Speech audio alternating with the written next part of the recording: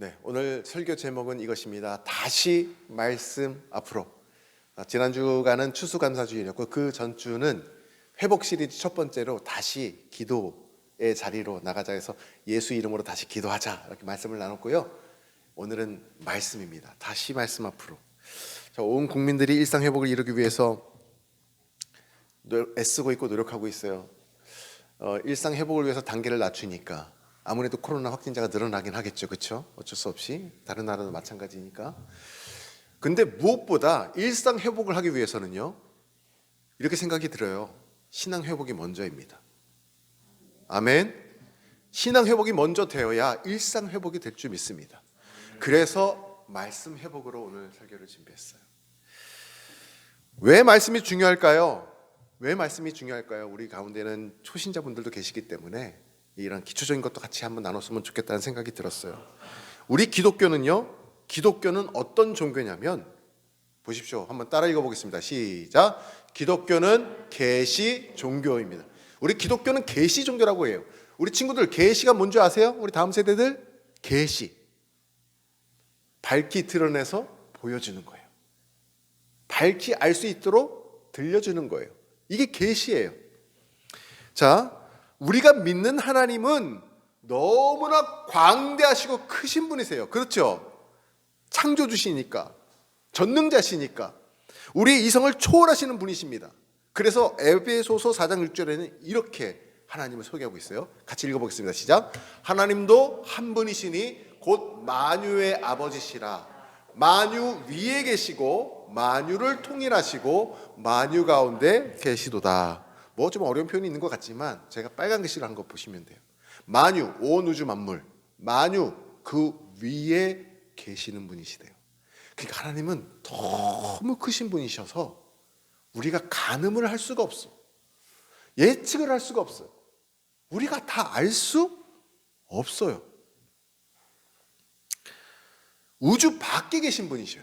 우주 안에 계시지만 우주 밖에 계신 분, 초월하시는 분이세요. 어떤 방법으로 그러면 우리가 하나님을 알 수 있을까요? 모르겠죠? 하나님을 그러면 어떻게 우리가 알 수 있을까요? 이렇게 초월하시는 분을. 하나님께서요, 저와 여러분에게 보여주시는 만큼만 알 수 있습니다. 이해가 되십니까? 하나님이 보여주시는 것을 우리는 계시라고 말합니다. 보여주시는 것을. 자, 그럼 하나님 우리에게 어떻게 계시해 주실까요? 우리에게 어떻게 그 당신 자신을 보여주실까요?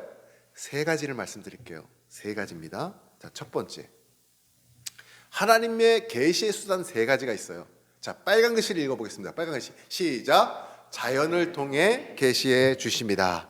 자, 자연을 통해 하나님께서 우리에게 보여주신대요. 로마서 1장 20절에 이런 말씀이 있어요. 창세로부터 그의 보이지 아니하는 것들 곧 그의 영원하신 능력과 신성이 그가 만드신 만물에 분명히 보여 알려졌나니. 다시 한번 읽을게요. 그가 만드신 만물에 분명히 보여 알려졌다니 그러므로 그들이 핑계하지 못할지니라. 아멘. 하나님께서 무엇을 통해서 우리에게 계시해 주신대요? 만물. 하나님께서 지으신 모든 천지 그리고 선지 이 동산들. 산 좋아하시죠? 바다 좋아하시죠? 뭘 느낄 수 있습니까? 그 높은 정상에 올라가서 밑을 내려다보면 지평선 보이지 않습니까? 그 넓은 광활한 바닷가에 서면 수평선이 보이잖아요. 끝도 없는 수평선. 그런 것을 보면 누군가가 이것을 지으셨구나. 그리고 또 차를 운전하다 보면 가끔 이렇게 석양이 지는 붉은 노을을 바라볼 때, 그리고 아름다운 구름을 막 바라볼 때, 야, 정말 하나님의 창조의 솜씨가 너무 아름답구나 감탄사가 나오지 않습니까? 이런 것들을 통해서 하나님께서는 당신을 우리에게 계시해 주신다는 거예요. 여러분 혹시 그림을 좋아하십니까? 그림? 화가가 그림을 그리고 나면 오른쪽 밑에 칸 주로 보면 거기에 뭘 남기죠? 왜? 직인 아니면 사인 아니면 이름 뭔가를 남기죠. 뭐예요? 이 작품은 나의 작품이다. 이것은 내가 그렸다라는 거예요. 크리에이터. 그렇잖아요? 자, 그러면 제가 한번 퀴즈를 내보겠습니다. 우리 친구들, 이거 누구의 그림일까요? 어떻게 이렇게 잘하셔요? 그림에 관심이 많으세요? 이거는 네덜란드의 정말 유명한 화가 빈센트 고흐라는 화가의 자신의 자성하고 그가 그렸던 유명한 그림이에요. 자, 그런데 고흐의 이 그림에 보면은 사인이 있는 것도 있겠지만 없는 것도 있어요. 근데 누구나 이 그림을 보면 이거는 고흐의 작품이라는 것을 알게 돼요. 왜요? 그 고흐의 유명한 그림의 특성이 있는데 그 특성은 모든 그림마다 똑같아요. 막 이렇게 물결 치듯이. 그렇죠? 그림을 잘 모르는 제가 봐도 알겠어요. 자, 그러면 누가 봐도 고흐라는 작품을 쉽게 알 수 있는데 우리나라에도 이 고흐라는 애칭을 갖고 있는 유명한 작가가 있는 거 아세요? 이 작품입니다. 누굴까요? 이렇게 아시는 분들 많이 계시네요. 제주도에 가면은 꼭 한번 방문해 보세요. 이중섭 화가의 그 박물관 전시관이 있어요. 직접 가서 저도 이걸 보고 왔거든요. 근데 고흐처럼 막 물결 치듯이 역동적인데 이중섭 화가는 저렇게 황소를 저런 식으로 계속 그렸어요. 이 다음 작품도 뭔가 통일성이 있지 않아요? 딱 보면은 이중섭 화가의 작품이라는 것을 알 수가 있어요. 여러분, 마찬가지입니다. 온 우주 만물에는 하나님께서 지으신 창조의 모든 것들에는 하나님의 성품이 깃들어져 있다는 거예요. 할렐루야.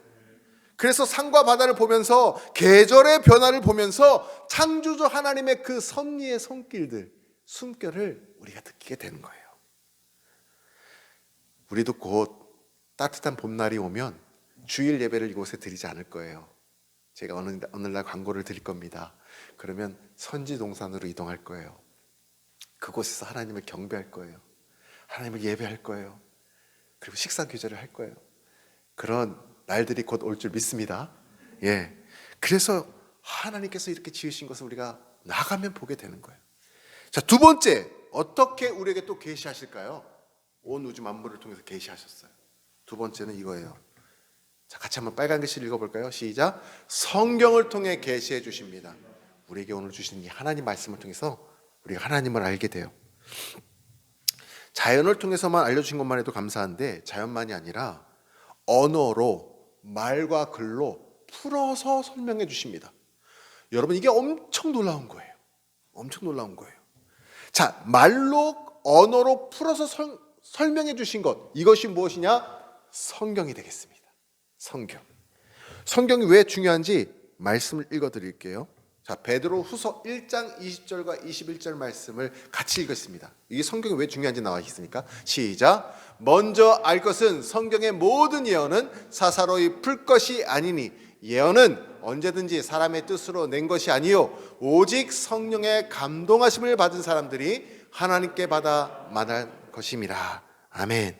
성경의 모든 말씀은 사람의 생각이나 뜻으로 쓴 것이 아니라 오직 성령의 감동을 받은 사람들이 하나님 앞에 그 생각을 받아서 하나님의 말씀을 받아서 그 말씀을 그대로 적은 것이 성경이라고 이야기해 주고 있습니다.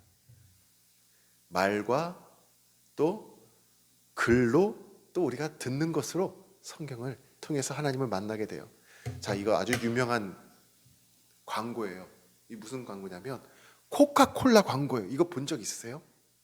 코카콜라 회사에서 저 광고를 만드셨어요. 한번 보세요. 사막 가운데 사람이 쓰러져 있어. 그런데 저 사람이 코카콜라를 마시니까 다시 생기 힘을 얻어가지고 사막을 막 뛰어가는 거예요. 이 광고가 어느 나라에서 코카콜라가 광고를 했냐면 사우디아라비아였습니다. 근데 사우디아라비아에서 이 광고를 딱 했는데 완전히 참패했어요. 실패했어요. 유일하게 실패한 나라가 사우디아라비아. 왠 줄 아세요? 사우디아라비아는 글을 우리나라처럼 왼쪽에서부터 오른쪽으로 읽는 것이 아니라 오른쪽에서부터 글을 왼쪽으로 읽어 나가거든요. 그러니까 사람들이 저걸 딱 보면 무엇부터 보냐면 달려가는 사람을 봐요. 그리고 달려가는 사람들이 갈증이 나서 콜라를 마셨는데 사람이 어떻게 됐어요? 쓰러졌어요. 이걸 마시면 안 되겠구나. 사람들의 인식이 그런 거예요. 어떤 교훈을 우리에게 줍니까? 이것이 직접 말로 설명해 주면 될 것을 눈으로만 보여주니까 이런 오해가 생긴다라는 거예요. 여러분, 하나님께서 이렇게 글로 우리에게 주시지 않았으면 우리는 더 쉽게 하나님을 이해하지 못할 것입니다.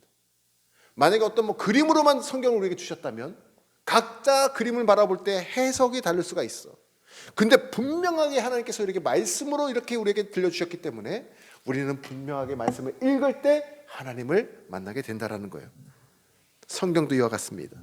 자연을 통해서도 알 수 있지만 성경을 통해서 우리는 하나님을 더 분명히 알 수 있다라는 거예요. 할렐루야.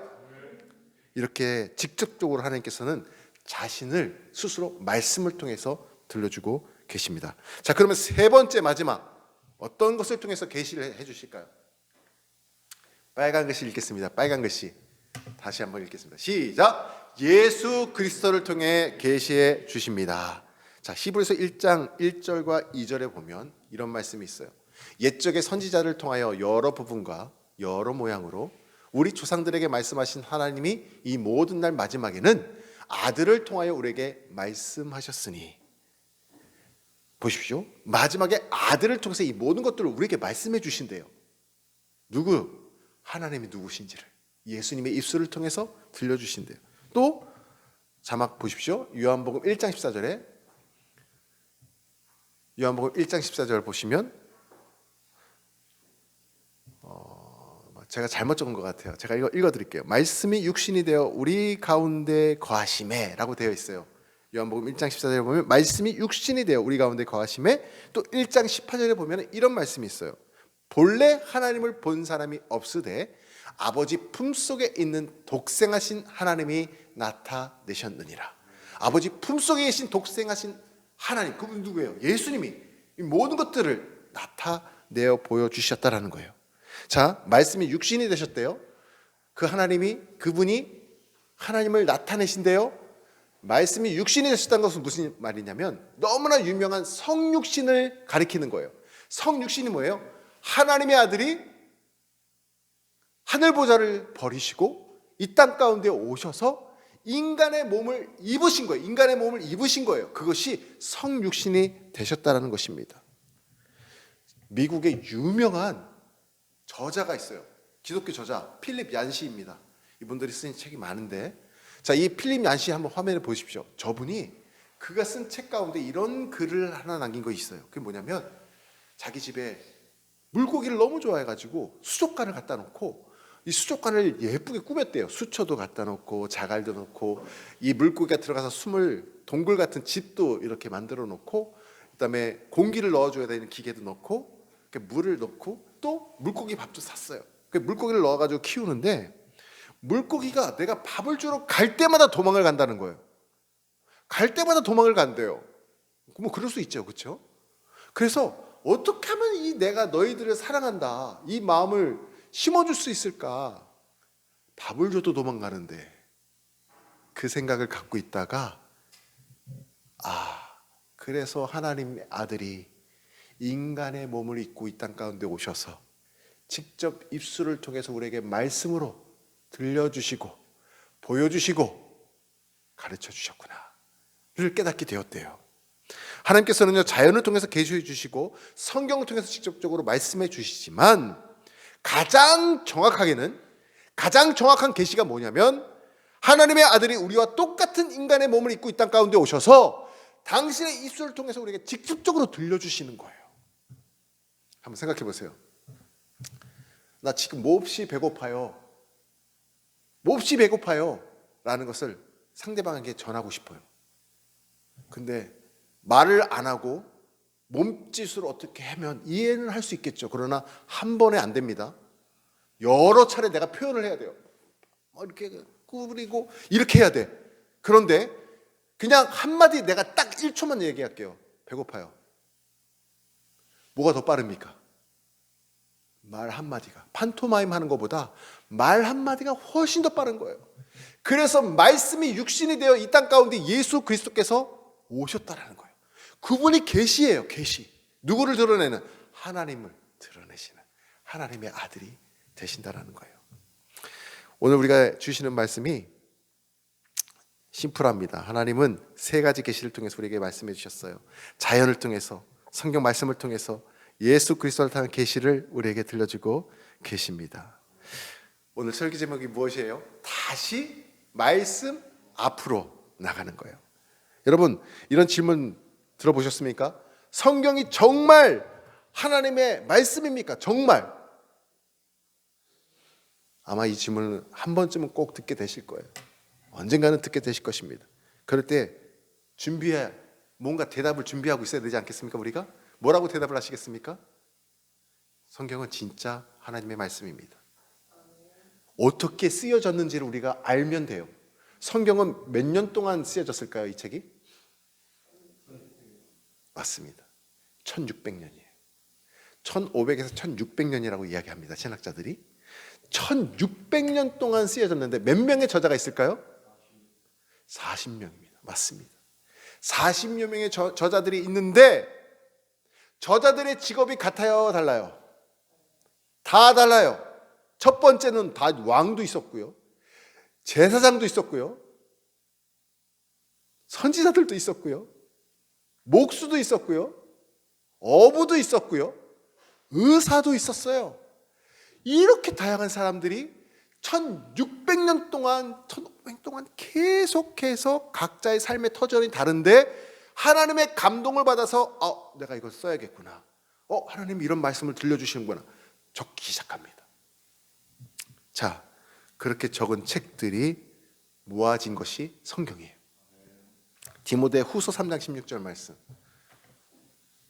모든 성경은 하나님의 감동으로 된 것으로. 자, 앞에 빨간 글씨를 다시 한번 보십시오. 디모데 후서 3장 16절. 모든 성경은 무엇으로? 하나님의 감동으로 된 것이다 라고 말하고 있어요. 오늘 본문 말씀 아니에요? 이와 똑같은 말씀이 적혀 있는 게 또 있어요. 어디냐면 베드로후서 1장 20절부터 21절이에요. 저기도 보십시오.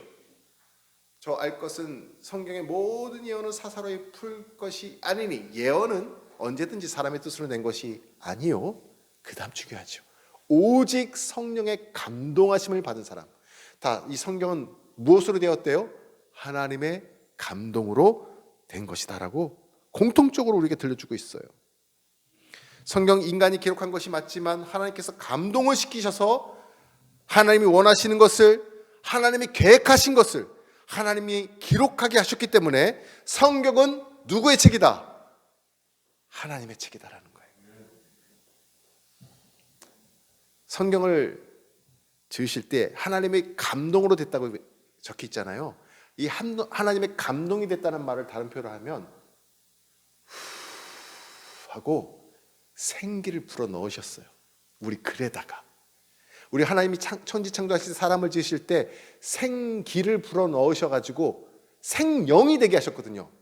하나님의 영이 담겨져 있는 사람이 되게 하셨거든요. 그거 똑같이 하나님께서 글을 쓰게 하셨는데 이 글에도 후 하고 생기를 불어 넣으셔서 하나님의 감동으로 하나님의 책이 되게 하셨다는 거예요. 하나님의 책이 되게 하셨다는 거예요. 여러분, 성경이 진짜 하나님의 책이냐고 반문하는 사람들이 꼭 있어요. 그때 변증할 준비가 돼 있어야 되잖아요.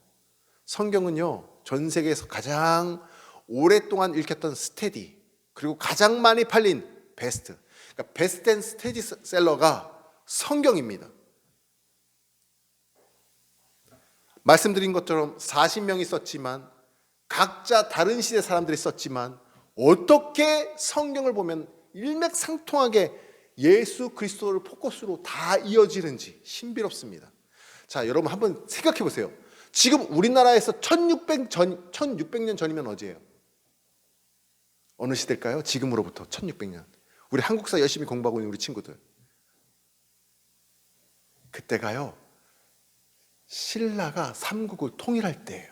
약 676년인가 그렇습니다. 그때가 지금부터 약 1500, 1600년 전이거든요. 한번 생각해 보세요. 신라 시대가 통일할 때 신라 시대 어떤 한 사람이 글을 쓰기 시작했어요. 어떤 감동이 있었어요. 그리고 멸망시켰던 백제에서도 어떤 사람이 글을 쓰기 시작했어요. 고구려도 멸망시켰는데 고구려도 어떤 사람이 글을 쓰기 시작했어요. 그러다가 조선시대가 되는데 조선시대도 어떤 사람이 한 사람이 글을 썼어요. 일제 압박당할 때 우리나라에서 어떤 사람이 너무 힘들어서 글을 쓰기 시작했어요. 6.25 전쟁 때도 피난을 가면서도 어떤 사람이 감동이 있어 글을 쓰기 시작했어요. 오늘날 2000년대가 돼서 누군가 글을 썼어요. 자, 이 사람들의 책을 다 불러 모아가지고 하나로 딱 집합을 시켰습니다. 내용이 일관성 있게 통일될까요? 주제가 같아질까요? 그 시대마다, 그 문화마다, 그 사람마다 다 다릅니다. 그런데 어떻게 창세기부터 요한계시록까지 예수 그리스도의 복음 키워드 안에서 다 하나가 되어서 이어지냔 말이죠. 할렐루야. 이렇게 변증하십시오. 이게 최선의 변증이라고 생각이 듭니다. 그래서 신비로운 책이고 그렇습니다. 로마 시대에 베스트셀러가 있었대요. 왜 없었겠어요? 시대마다. 들어보셨어요? 갈리아 전기라고? 갈리아 전기라고 있었대요. 근데 지금 아무도 몰라요. 베스트는 그때뿐이에요. 스테디가 되지 않아요. 스테디가. 성경이 유일합니다. 해리포터 유명하죠 지금. 이거 조선시대 사람한테 갖다 주면 뭐라고 할까요? 이게 무슨 회개망측한 일이냐고. 미쳤다고 얘기할 거예요. 스테디가 되지 않아요. 베스트는 그때 그 시절이에요. 성경이 유일합니다. 우리에게 중요한 것은요, 하나님이 약속에 담긴 이 말씀을 우리가 다시 붙잡으시기를 바랍니다. 일상 회복되기 전에 말씀 회복되시기를 주님의 이름으로 축원합니다.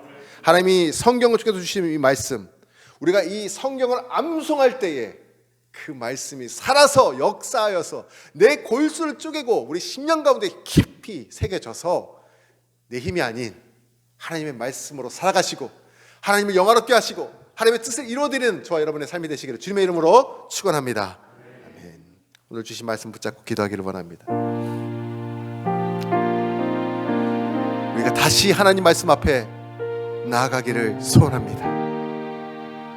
이 시간 우리가 다시 한번 하나님 앞에 결단하기를 원합니다. 하나님, 제가 매일같이 하나님의 말씀을 묵상하겠습니다. 매일같이 하나님의 말씀을 읽겠습니다. 우리에게 주시는 그 말씀을 암송하겠습니다. 결단하시기를 바라요. 약속의 말씀 붙잡고 살아가는 이 신앙이 회복되게 하여 주옵소서. 그래서 팬데믹 이후에 가장 빠른 신앙의 회복을 경험하게 하여 주옵소서. 우리 주님의 이름 한번 부르고 간절히 기도하겠습니다. 주여!